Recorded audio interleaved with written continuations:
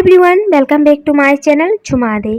আজ আমি তোমাদের সাথে শেয়ার করতে যাচ্ছি হলো আমসত্ত্ব রেসিপি। বাঙালিদের টেস্টি একটা রেসিপি। তো সব বাঙালিদের ঘরে এই গরমের সিজনে, আমের সিজনে আমসত্ত্ব থাকবে না, এটা হতে পারে? নিজেদের বাড়িতে যদি আম গাছ নাও থাকে, মার্কেট থেকে আম এনে ওটার আমসত্ত্ব বানিয়ে স্টোর করে রাখে। তো একদিনেই তোমরা কম খরচে কিভাবে আমসত্ত্ব বানাবে ওটার রেসিপি আজ আমি তোমাদের সাথে শেয়ার করতে যাচ্ছি।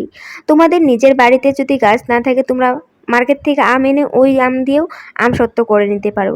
তো অনেকেই কি করে, বানানোর ঝামেলাটা নিতে চায় না, মার্কেট থেকে ডাইরেক্ট আমসত্ত্ব কিনে আনে। তো মানুষে কিভাবে বানিয়ে বিক্রি করে ওটা আমরা দেখি না, জানি না। তাই তোমরা খুব হেলদিভাবে ঘরে বানিয়ে নিতে পারো আমসত্ত্ব, খুব কম খরচে, কম সময়ের মধ্যেই। তো তোমরা একদিনের মধ্যেই খুব সহজে আমসত্ত্ব বানিয়ে স্টোর করে রাখতে পারো।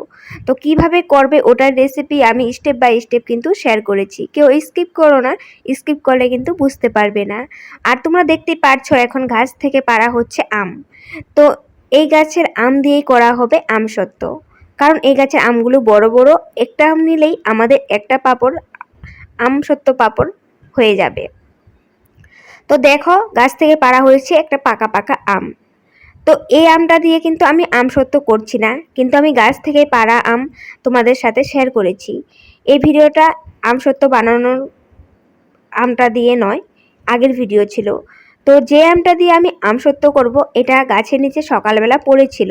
তো যখন পড়েছিল, যখন তুলে এনেছি, তখন কিন্তু ভিডিও করা হয়নি। তাই ভাবলাম তোমাদের সাথে এই গাছের আম দিয়ে যেহেতু আমি আমসত্ত্ব করছি, এই ভিডিওটাই তোমাদের সাথে শেয়ার করি। তো দেখো, সেম আমটা সাইজটা কিন্তু সেম, দেখতেই পারছো। তো এই আমটা কিন্তু পাকা ছিল, পাকা আম গাছ থেকে পাড়া হয়েছিল। আর এই আমটা হলো গাছ থেকে ঝরে পড়েছিল। তো এই আমটা দিয়ে করব আমসত্ত্ব। তো আজ রৌদ্রটা অনেক সুন্দর উঠেছে।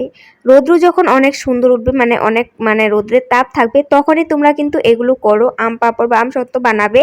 তবে দেবে একদিনের মধ্যে সুন্দর আমসত্ত্বটা হয়ে যাবে।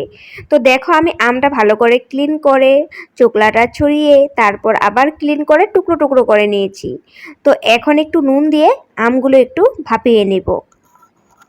জানো বন্ধুরা, আমি কিন্তু অনেকটাই প্রবলেম ফেস করে, অনেক কিছু সহ্য ধৈর্য করে ইউটিউব করে যাচ্ছি। আমার সহ্য ধৈর্য শক্তিটা অনেক আছে, তাই মন ভেঙে গেলেও আবার উঠি, আবার করি। অনেক সময় ভাবে ইউটিউব ছেড়ে দেব, কিন্তু এই আশাতেই আছি যে একদিন হলেও ইউটিউবে আমার ভিডিওগুলো ভাইরাল করবে। অনেকের অনেক ভিডিও ভাইরাল হয়ে যায়, কিন্তু আমার এত সুন্দর ভিডিওগুলোও ভাইরাল হচ্ছে না। তবুও কিন্তু আমি একটা আশা রাখতে পারি, কারণ আমার 7,000 সাবস্ক্রাইবাররা আছে, 7,000 8,000ই হবে। তোমরা যদি আমার ব্লগটা দেখতে, অনেকটাই আমার হেল্প হতো।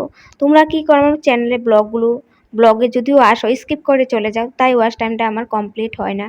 আশা করছি তোমরা যারা আছো আমার চ্যানেলে, তোমরা আমার ব্লগগুলো স্কিপ করবে না, দেখবে, তবে কিন্তু আমার অনেকটাই হেল্প হবে। তো যাই হোক, আমটা একটু পাকা পাকা ছিল বলে তাড়াতাড়ি বয়েল হয়ে গেছে। এমনি তো আম তাড়াতাড়ি বয়েল হয়।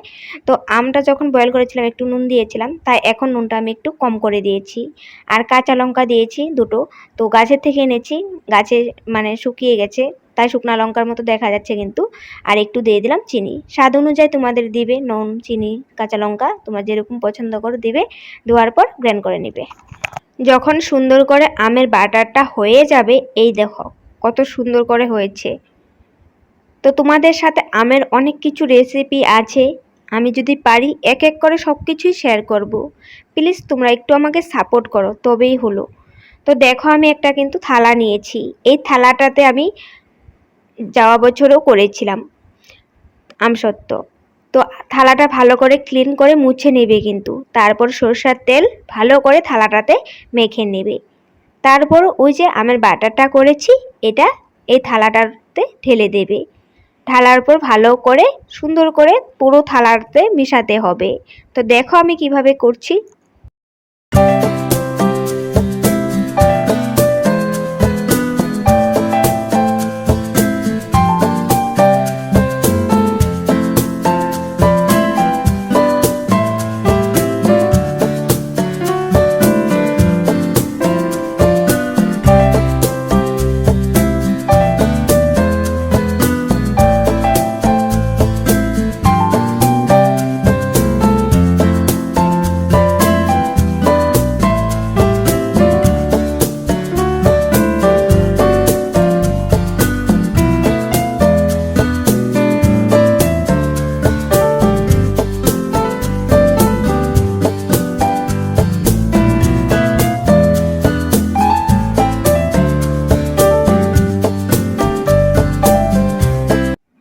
দেখো আমি কি সুন্দর আমের বাটারটা থালাটাতে মেলে দিয়েছি, তারপর থালাটা একটু ঢাকা দিয়ে দিয়েছি।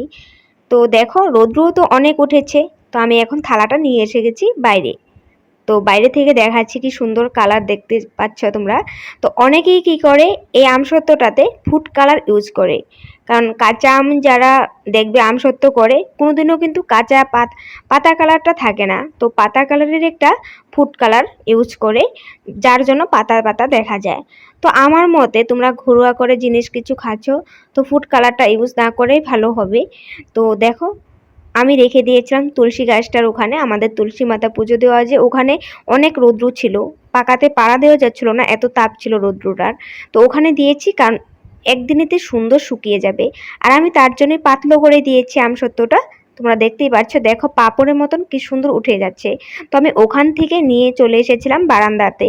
তো এখানেও অনেক রৌদ্র ছিল। তো বিকেল হয়ে গেছে, কিন্তু প্রায় 4টা বাজে। তো দেখো আমসত্ত্বটা সুন্দর করে উঠে যাচ্ছে। আর ওই যে দেখছো যে সাদা সাদা, এগুলো কিন্তু আমের বীজ ছিল, আমি দিয়ে দিয়েছি কেন জানো?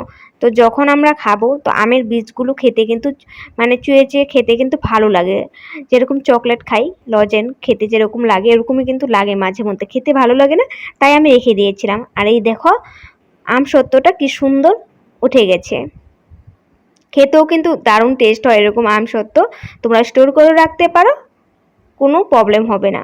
তো যাই হোক, ওই গাছ থেকেই একটা আম আবার পড়েছে। তো বিকাল টাইমে বাবাও এসে গেছে, কিন্তু পড়েছে কথা ঠিক, বাবা যখন এসেছিল তখনই পড়েছে। এই দেখো হাফটা এই সাইডটা কেন কেটে ফেলে দিয়েছি জানো? কটা বাদরে খেয়ে ফেলেছে হাফটা। তো ওটা ভালো করে মানে ক্লিন করে নিয়েছি, কেটে একদম ক্লিন করে নিয়েছি। আর আমাদের গাছে জাম হয়েছে, ওই দিনও বলেছিলাম। তো জামগুলো পড়ছে, পারেনি গাছ থেকে, গাছটা অনেকই উঁচু। তো মা আবার তুলে এনেছিল, আবার কয়েকটা পেরেছিল ঠাকুরকে পুজো দেওয়ার জন্য। তো নিচে থেকে তুলে এনেছিল, আর কয়েকটা যে পেরেছিল ওটাও একসাথে রেখে দিয়েছিল, আর ঠাকুর সেবাতেও লাগিয়েছিল।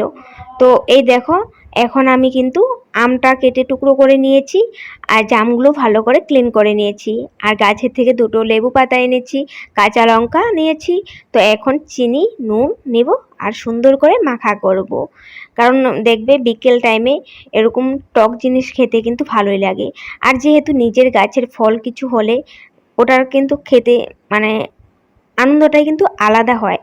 কিনে তো সবাই খাওয়া দাওয়া করে, সব জিনিসই পাওয়া যায়, কিনতে কি না পাওয়া যায়, কিন্তু নিজের বাড়িতে যখন নিজের গাছগুলোতে এরকম ফল ধরে খেতে কিন্তু ওটার আনন্দটা যা মানে বোঝানো যায় না। তো ওটাই বলছি। আর তো আমি কাঁচা লঙ্কা 3টা নিয়েছি, তো একটা রেখে দিয়েছি, কারণ আমি যখন কাঁচা লঙ্কাগুলো ভাঙছিলাম বা সেন্ট চা বেরিয়েছিল, আমি ভাবলাম যে অনেক ঝাল হয়ে যাবে, তাই আমি একটা রেখে দিয়েছি আর দুটো ভেঙেছি। এখন সুন্দর করে মাখা করব, বাইরে বারান্দায় নিয়ে যাব, সবাইকে দেব, আমিও খাবো।